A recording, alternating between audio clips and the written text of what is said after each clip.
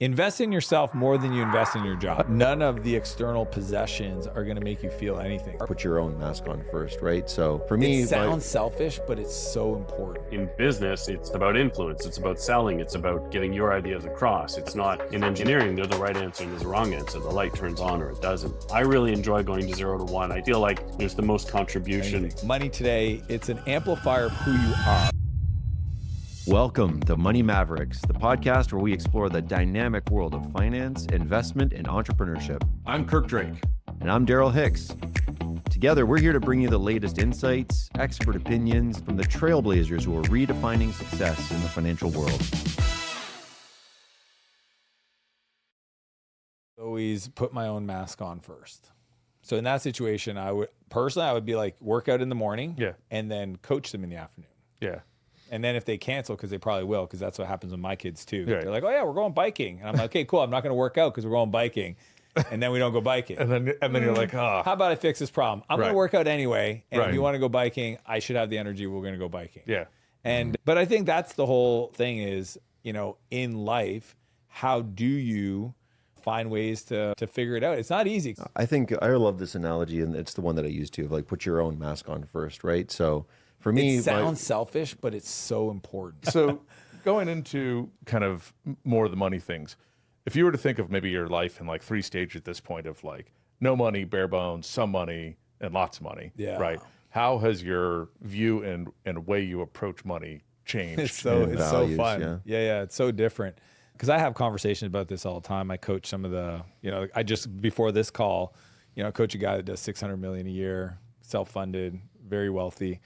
And, the thing I try to teach him that I had to discover the hard way is none of the external possessions are going to make you feel anything. So the beauty of it, so when I think about like money today, it's an amplifier of who you are. And we hear this all the time, but most people don't realize that everything they seek, as soon as you want something, you're saying that's outside of you. And anybody that studies spirituality realizes like you are already everything you desire. You just have to figure out how to activate that. And it doesn't require anything external. So when it comes to wealth for me, what's shifted is less strategic and more aligned. And because it's less strategic and more aligned, it multiplies. So that's the part that, and I read this a long time ago, that most wealth is created between 40s and 60s for most people, regardless if you're an entrepreneur or not. So I got really excited because I learned that if I could align with my true desires, and that's tough. Like I teach people how to get into their true place of decision-making from an embodied desire and knowledge. It might sound subtle, and I'll show you guys later in the studio, but I walked in one day and they moved the desks around and the couches and stuff, and it just felt off. And I told my GM, Todd, I said, hey dude, I really liked it before the other way.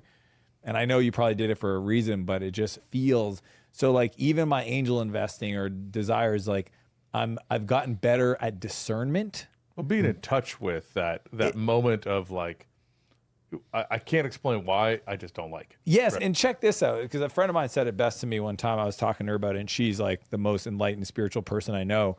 She goes, when you snowboard, you've been doing it for a long time. I said, yeah. She goes, do you like sit there and think about heel, toe, edge as you're snowboarding? I was like, no. She goes, how do you snowboard? I go, I just let it go. I mean, Kirk, you've come on my trip. I know it didn't end well for you, but as if I wasn't going to bring it up. But on that trip, like it is flowy and fun. And she goes, how about you just try operating from that place? She goes, I think you've been businessing long enough.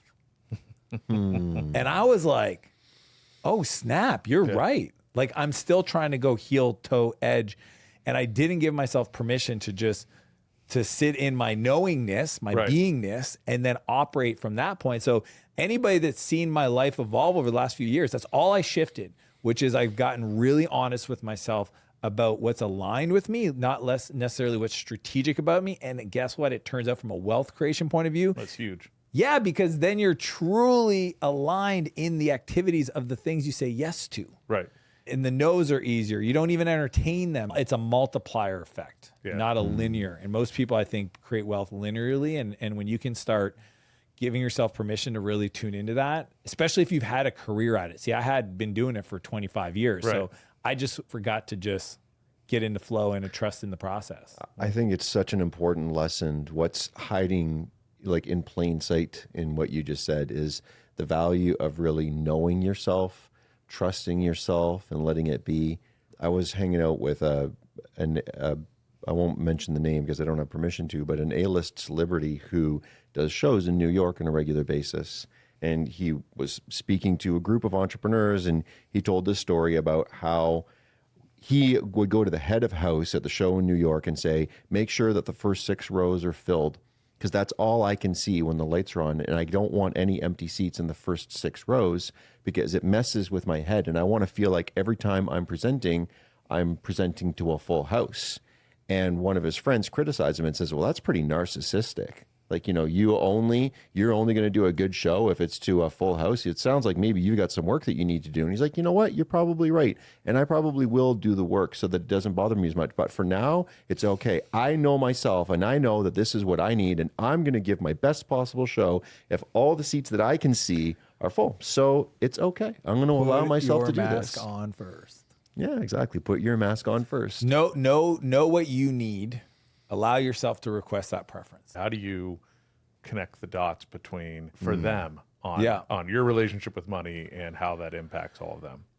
I have a simple frame. What I do now is I show them how the world is. So we're very involved in charitable projects locally in the community. So they've seen that. We've been to many parts of the world where they've seen that, just even the fact that we live in Canada or you were born as a Canadian is very different than other people. So let's be grateful for that. So huge amount of gratitude. I don't buy them everything they want. I buy them what they need. Anything they want, I go 50%. That's my rule. So if you want anything, 50-50, that's where I've gotten to on that one. And then the bigger part is even just wealth transfer. Like, I don't plan on leaving my kids anything. They know that. So if you ever meet them and say to them, oh, wow, you're rich, they'll say, I'm not rich. My dad's rich. They say this all the time. Yeah, I can't help it. And then, but what I teach them, though, is that the world rewards those that create value. Yeah. That is it. Literally, we talk about how do you create value? How do you become more valuable to the market? So both of them have their own little skills they're working on. One of them's already monetizing it. And I just teach them actually the process of how to invest in themselves. Because that's the only thing that I know works. It's like, invest in yourself more than you invest in your job. On Money Mavericks, we don't just talk about making money. We explore the innovative strategies and bold decisions that drive real change. Whether you're an experienced investor, a budding entrepreneur, or just someone looking to make smarter financial choices, we've got something for you. Every week, we're going to sit down with industry leaders, visionaries, and mavericks who share their journeys, challenges, and breakthroughs, from contrarian views on market trends to the secrets behind building a successful startup. You get an inside look at what it takes to thrive in today's economy. And we promise to keep it real, engaging, and most importantly, actionable. No jargon, no fluff. Just straightforward conversations that you can apply to your own financial journey. So get ready to challenge your thinking, expand your knowledge, and take control of your financial future. This is Money Mavericks, where we turn financial dreams into realities and mavericks into legends. How in the world did you end up raising capital from LPs and investing into startups where you are now? Where did it all start and how did you end up there? I went to business school and really fell in love with sort of the challenge of non-linear, stochastic systems, right? So in business, it's about influence, it's about selling, it's about getting your ideas across. It's not in engineering, there's a right answer and there's a wrong answer. The light turns on or it doesn't. My wife and I were talking about what's next, what's the next challenge, what's the next interesting thing to do. And ultimately, obviously I moved to Canada and started the firm and we've been successful thanks in large part to our entrepreneurs. But the idea was, it was the culmination of everything that I really enjoyed from my business career at that point. And what I mean by that is that I really enjoy going from 0 to 1. I really enjoy startups that, just have to change the world. They just have that sort of biting passion and are crazy enough to take on the world, knowing the odds in a lot of cases, because it's tough. I really enjoy going to 0 to 1. I feel like there's the most contribution from my experience and learning. I learn the most in return, selfishly. The most reward is at that stage. And then finally, in Canada, there's very few, or certainly a lot better now, happily, but very few early stage VCs who really get it, like who really, are entrepreneurs as well. And by the way, everybody on my team has founded at least 2 companies. that was really important to us, or is important to us. So this opportunity of starting a firm and making it the way I wanted to, based on everything I had learned, was really compelling. I have a question on that. So I've always felt like I love client 2 through 100. I hate client 1. And the reason why I hate client 1, which I'd love your thought on, is I feel like whoever client 1 is not who you're going to be long term. And so inevitably you have to break up with them later when you figure out what your product actually solves versus what you thought it was going to solve. The difference between 0 and 1 is infinite. And the difference between 1 and 2 is only 100%. And the first employee, the first customer, the first dollar, the first product release, all of that gives me the biggest rush personally. And they're just such a seminal moment across all the facets of the business. And when I say 0 to 1, I really mean like 0 to 10 million in revenue, right? Like that segment or that phase is the hardest. Another way to say it is that, and hopefully I don't offend anybody, but I really just don't like employees. I don't like 100 employees where I have vacation pay and all of that stuff. It's just, now there's leaders that do that, and they extract. Daryl, I think, is the student of this world where, how do I extract the most out of people? How do I grow them and groom them? I have no interest in that. I only have an interest in CEOs who are willing to punch through walls and do all-nighters and do what it takes. Like, I get off on that as opposed to the steady state big company thing. Just a nuance. We all have a role to play. And you guys have a particular focus on fintech as well, if I'm not mistaken. Is that accurate? It's better to say we have a focus on enterprise. And put more succinctly, I really like taking on the incumbents and in antiquated industries. And fintech is the poster child for antiquated. And I don't mean that in a super negative way, but fintech is, finances and accounting and dollars. It's really important that we have stable systems, right? This is the foundational principle of the world and money. But having said that, a lot of the systems that are in place are, were built for a completely different network. Credit cards, for example, were built, decades ago. They work fine, but they were never built for the digital era. They were never built for card not present. They were never built for the internet. And so there creates an opportunity. So in general, we like going after problems that new modern technology allows us to look at an industry in a new light, in a new way. And then underpinning all of that is that we care a lot about what we call it, like utility investing. So what is the value proposition? Does it actually provide tangible, monetizable utility? If you add our technology, we can prove to you right to the penny that we've made you money. That to me is super compelling and it's demonstrable, as opposed to, hey, wouldn't it be neat if I had a robot that walked my dog? That's okay and that's innovative, but we're just much more interested in hardcore utility that you can measure. I had this really fun idea for an app that I wanted to build for piano teachers that I was really passionate about because I love piano. But in the end, FlexPay won because no, but it's partially a joke and it's partially not. Like, part of my lens, my rubric that I'm looking at opportunities through is, well, it's always three things for me. It's like, one, is this profitable? Right? Can we actually generate profit solving this particular problem? Two, is it scalable? Right? This speaks to the TAM and the SAM. Like, how big of a problem is this really?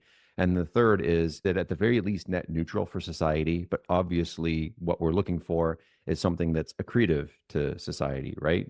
And when I looked at FlexPay through that lens, I'm like, well, this is a huge problem, one that we have a lot of experience and expertise around. It's the ROI is super hard and super clear, and you're living on a knife's edge because the best solution ultimately will win when the ROI is that clear and that hard. And then, yeah, very scalable, very profitable, and obviously providing tremendous value. You coach young entrepreneurs on how to learn faster. Well, that's a good one. I read a lot of books and it's like a serious hack. I'm addicted to book reading, and I don't read fiction. I only read nonfiction. I'm in 2 nonfiction book clubs. I sounded like a bit like a nerd. I think the hack for me is read biographies and history books. Why? Because a biography is an important person's life story packed into a little volume of hacks. And it's incredible that someone will spend 80 years of their life, put it into a book, and then you get all of that learning for free. What an incredible hack. And it does not only the insights of things you can do differently or ways to think differently, but it also dispels the idea that really successful people are special to begin with. They're not. They make mistakes. They're human. And you get to see, if it's a well-written book, you get to see the authentic side of that person. We all have a bit of sort of imposter syndrome or inferiority complex where, oh, okay, Winston Churchill. Okay, he had moments of doubt. Okay, yeah, he did make hard decisions, but here's the challenges he faced to make them. Same with any business leader. That's the best hack, full stop. And by the way, there's no shortcut to success. Are there common characteristics and qualities that seem to lead to success? Yeah, sure. A big topic. I think we spend a lot of time focused on the team and the quality of the team, especially the leadership, and thinking through what makes a great leader, what's a sort of a entrepreneur versus a real entrepreneur. I think, authenticity, some humility, obviously high IQ and all of those other things. But I think there's the willingness to make mistakes and learn and surround yourself with smarter people and set the ego aside. I think those are really key attributes. Yeah, I think it's not much more complicated than that. I think also just a track record and propensity to take risk and to attack it, as opposed to, I want to be a CEO, so now I'm a CEO. It's no, I've got a problem I got to solve, and I have a history of doing that sort of thing. I think that's really important. Another one I mentioned, just somewhat out of left field, what we find is that immigrants tend to be better entrepreneurs. I shouldn't say better, but statistically this is true. But if you think about the profile of an immigrant, they go to a new country. By definition, they're a risk taker, right? Whether they're forced to or not, they've been exposed to a change, a dramatic change in language, in culture, in all of those things. They tend to make better entrepreneurs because just they're willing to take risk. And they're willing to go all in. And they're willing to go all in. That's right. They literally burn their boats. A lot of people think that confidence is the thing that you need in order to get started. And I think that confidence only comes from having done something successfully multiple times. When you're thinking about doing something that you've never done before, how can you be confident in your approach to it? Really, what we need is courage. Set your sails. Don't just let the current take you somewhere. Take the time to actually think about the destination, set your sails, and it'll be an adventure, because the storms will come up. Way more eloquent than where I was going. Well done. Yeah, absolutely. Yeah. The boat might sink. But who is it? Like Braveheart said, right? Everyone lives, not everyone really dies. Or everyone dies. Everyone dies, not everyone really lives. Yeah, the other way around. Yeah, that's amazing. Thanks for tuning into this episode of Money Mavericks. We hope you found it insightful and inspiring. Don't forget to subscribe, like, and leave a review on your favorite podcast platform. And be sure to share this episode with someone who needs to hear it. Stay connected with us on social media and visit our website for exclusive resources, episode transcripts, and more. Until next time, keep pushing the boundaries, making smart moves, and turning your financial dreams into realities. You've been listening to Money Mavericks, where Mavericks become legends.